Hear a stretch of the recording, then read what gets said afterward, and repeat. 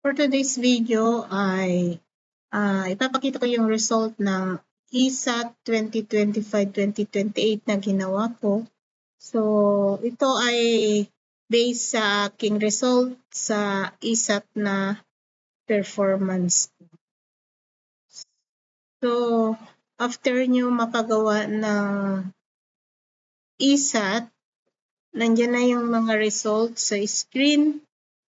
Ang gagawin nyo susunod is aanseran nyo yung IDP.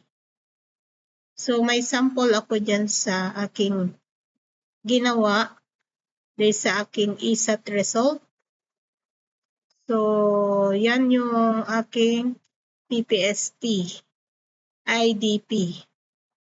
So, pwede nyo yung gayahin kung gusto nyo na parehas sa inyong result sa ESAT. So, mag-base na lang kayo sa aking ginawa.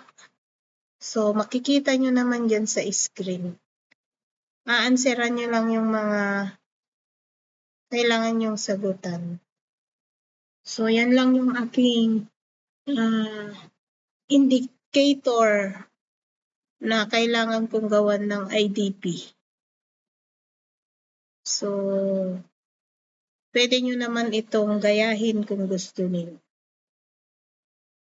Sana nakatulong ang aking video na ito.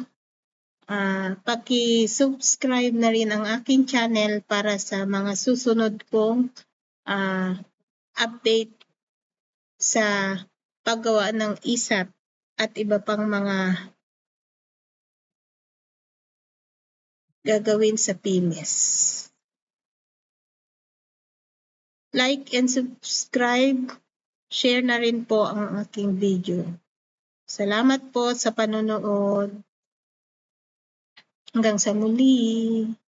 Please share my channel.